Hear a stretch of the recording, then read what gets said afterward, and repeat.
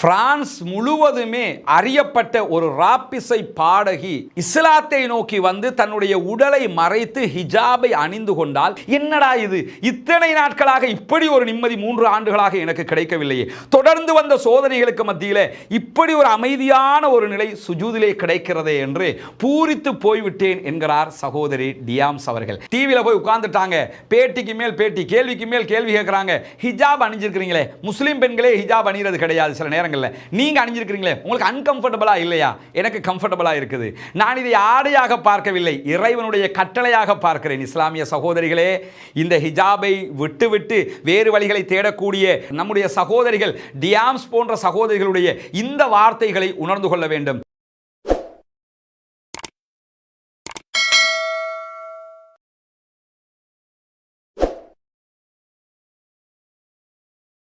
அஸ்ஸலாமு அலைக்கும் வரஹ்மத்துல்லாஹி வபரகாத்துஹு. அன்பிற்கினிய சகோதர சகோதரிகளை, நம் அனைவர் மீதும் ஏக இறைவனுடைய அமைதியும் கருணையும் உண்டாகட்டுமாக என்கிற உயரிய பிரார்த்தனைகளோடு தொடர்ச்சியாக புனிதமிக்க ரமதானுடைய மாதத்திலே புனிதமிக்க இஸ்லாமிய மார்க்கத்தை கற்று தேடி அறிந்து அதனை வாழ்வியல் நெறியாக ஏற்றுக்கொண்ட மகிழ்ச்சியை தேடிய மனிதர்கள் என்கிற தலைப்பில் பல பிரபலங்களுடைய வரலாறுகளை நாம் பார்த்து வருகிறோம்.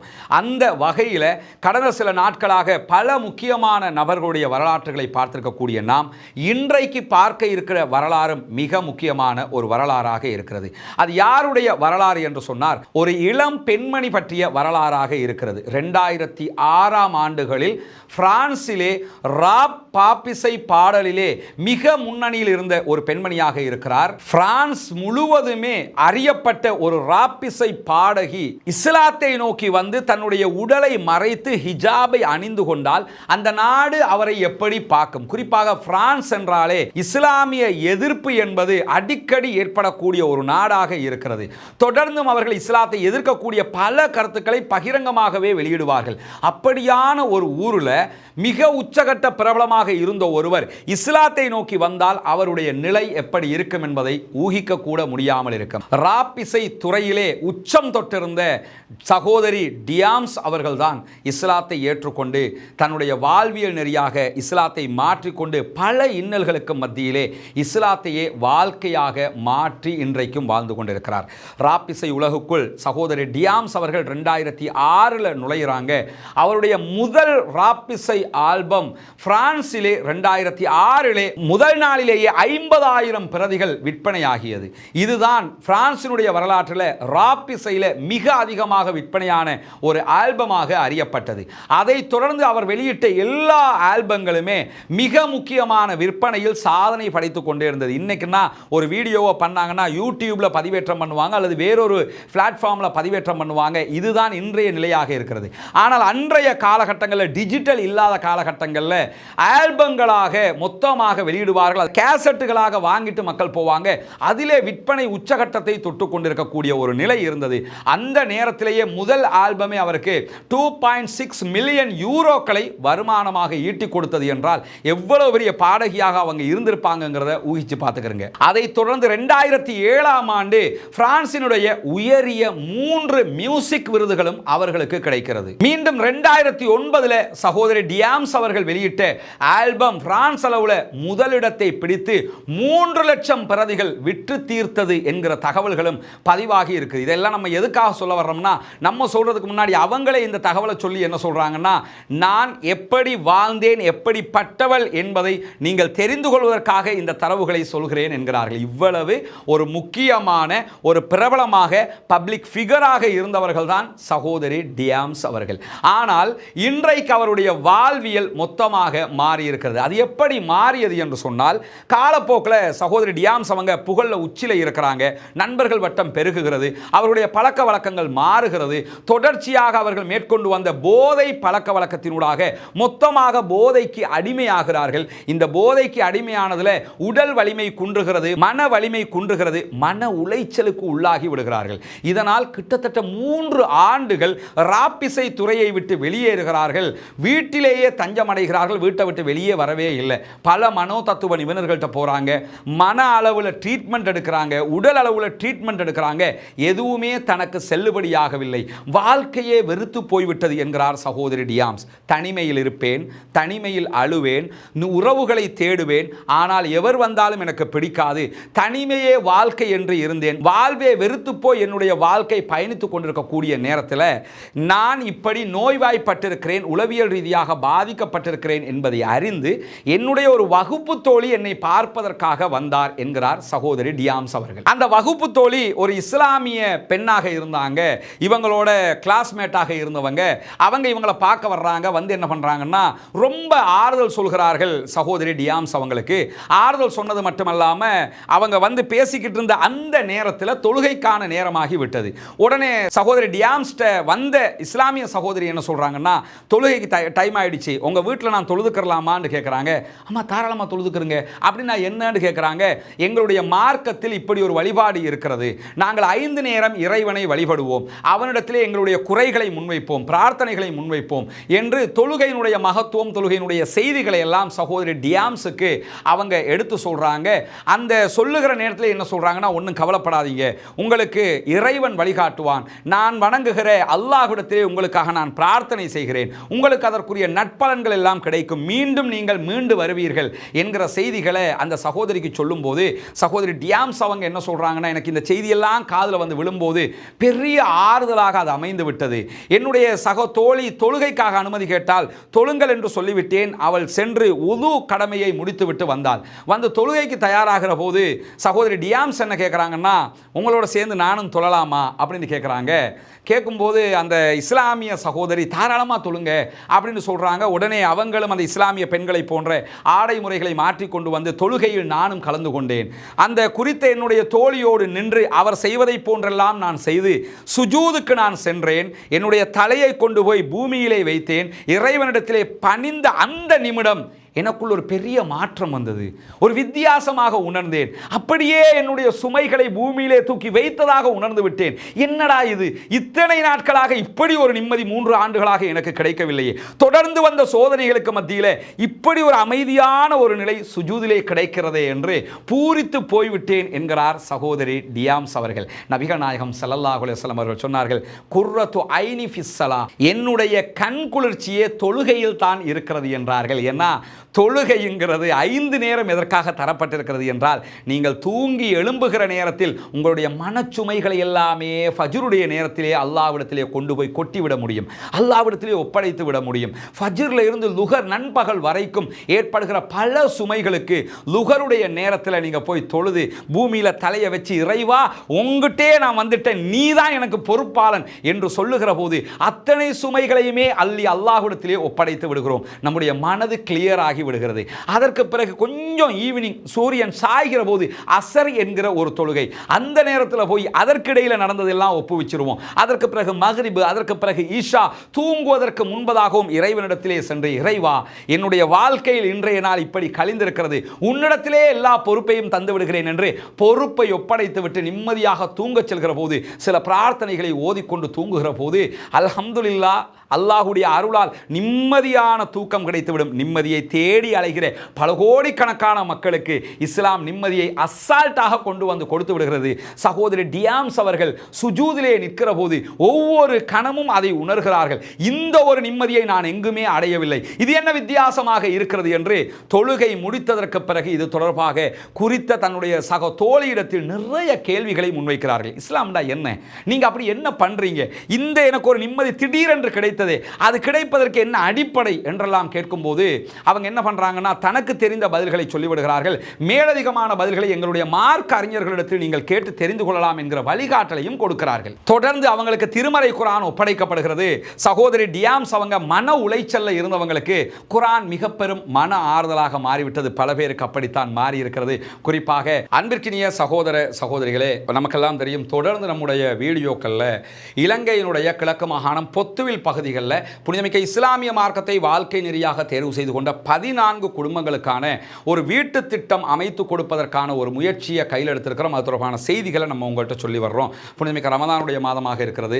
ஜகாத்து சதகாக்களை அள்ளி கொடுக்கக்கூடிய மாதமாக இருக்கிறது. நபிகள் நாயகம் ஸல்லல்லாஹு அலைஹி வஸல்லம் அவர்கள் வீசுகின்ற காற்றை விட வேகமாக இந்த நேரத்திலே நிறைய சதகாக்களை ஏழைகளுக்கான தர்மங்களை செய்வார்கள் என்கிற செய்திகளை எல்லாம் நம்ம சஹீஹுல் புகாரி, முஸ்லிம் உள்ளிட்ட ஹதீஸ் கிரந்தங்களில் பார்க்கிறோம்.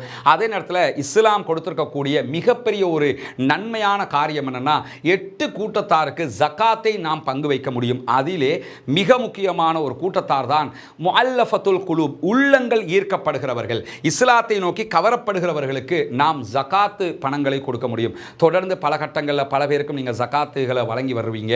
இம்முறை தயவு செய்து இந்த மக்களுக்கான வீட்டு திட்டத்தை ஆரம்பிப்பதற்கான முயற்சிக்காக உங்களால் முடிந்த ஜகாத்துக்களை வாரி வழங்குங்கள். எனக்கு முன்னால் காட்சிப்படுத்தப்படக்கூடிய இந்த காட்சிகளை எல்லாம் நீங்கள் பார்ப்பீங்க.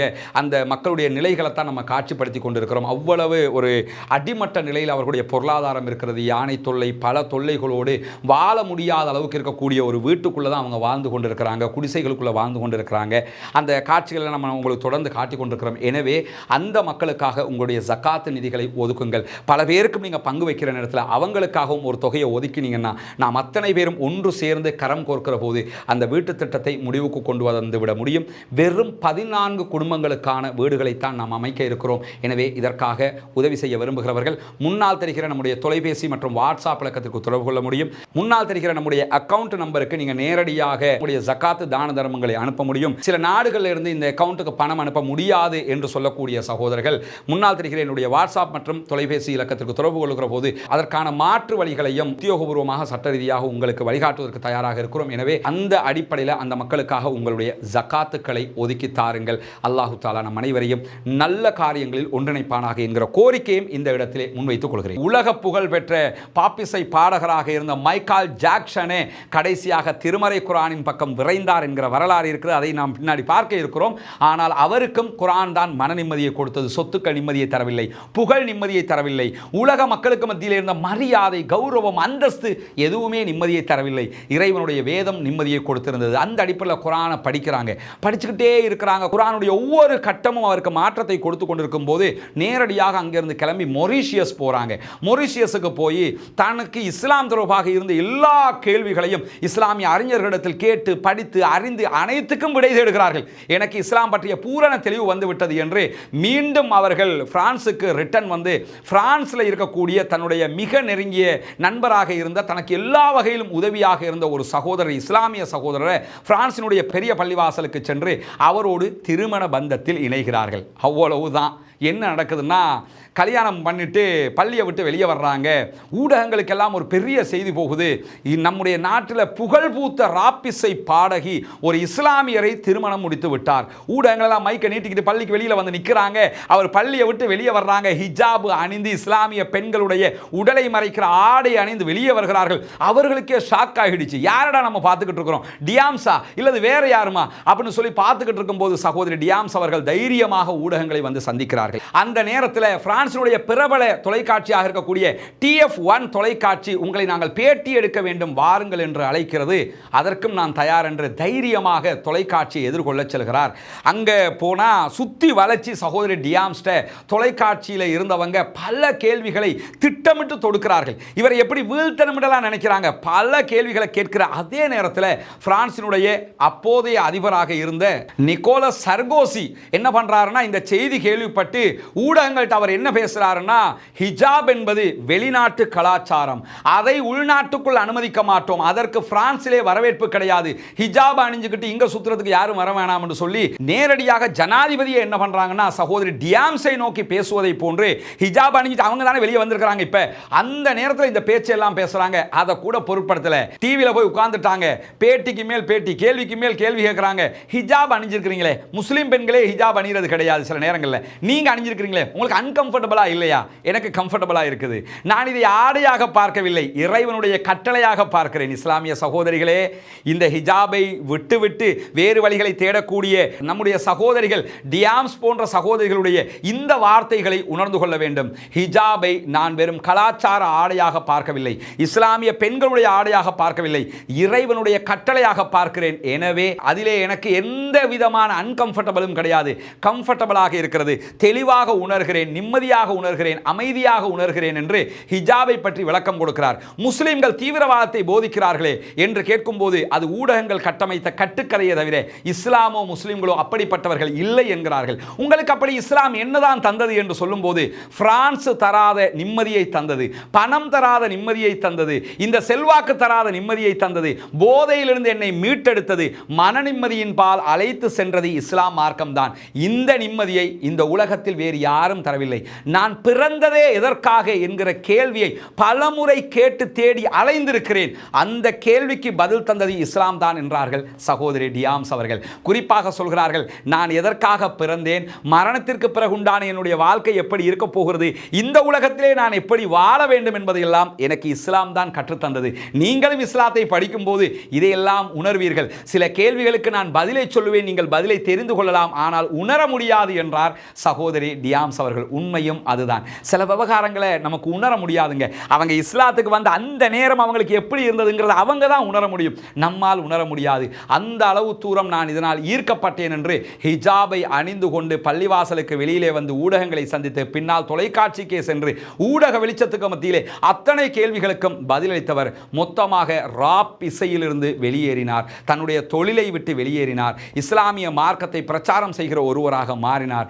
இன்றைக்கும் சகோதரி டியாம்ஸ் அவர்கள் 1980களில் பிறந்தவர், இளம் வயதை உடையவர்கள், இஸ்லாமிய பிரச்சாரகராக மாறி நிற்கிறார். இஸ்லாமிய பெண்களுக்கு இஸ்லாத்தை பிரச்சாரம் செய்வதற்கு ஒரு ரோல் மாடலாக மாறி இருக்கிறார் என்றால் நாம் எவ்வளவு தூரம் இவற்றை விட்டு தூரமாகி நிற்க வேண்டும், இஸ்லாத்தின் பால் வர வேண்டும், குர்ஆனை படிக்க வேண்டும், அதை மற்றவர்களுக்கு போதிக்க வேண்டும் என்ற சகோதரிகளே கூடுதலாக ஆர்வம் எடுக்க வேண்டும். இந்த புனிதமிக்க ரமலானுடைய மாதத்திலே குர்ஆனை அதிகமாக படிப்பதற்கு நாம் முனைய வேண்டும், குர்ஆனை அதிகமாக வாசிப்பதற்கு நாம் முனைய வேண்டும். மாற்று மத நண்பர்கள் அன்பர்களுக்கும் குர்ஆனுடைய உண்மை செய்தியை கொண்டு போய் சேர்ப்பதற்கு நாம் விரும்ப வேண்டும். சகோதரி டியாம்ஸ் போன்றவர்கள் செய்த அந்த காரியத்தை நாமும் செய்கிற போது இஸ்லாத்திற்கான நம்முடைய பங்களிப்பு அபரிமிதமானதாக மாறிவிடும். நாளை மறுமையிலே இறைவனிடத்தில் நாமும் தப்பிக்க முடியும், உயர்தரமான ஜன்னத்துல் ஃபிர்தௌஸை நாமும் அடைய முடியும். அந்த சொர்க்கத்திற்கான பாதையில் இந்த மார்க்கத்தினுடைய செய்திகளை ஏற்று வழி நடந்து அதையே மற்றவர்களுக்கும் கொண்டு போய் சேர்க்கிற நல்ல மக்களாக உங்களையும் என்னையும் வல்ல ரஹ்மான் ஆக்கியருள் புரிவானாக. மீண்டும் ஒரு மகிழ்ச்சியை தேடிய மனிதர்களுடைய வரலாற்றில் சந்திப்போம். வாஹ்ர தஅவானா அல்ஹம்துலில்லாஹி ரப்பில் ஆலமீன்.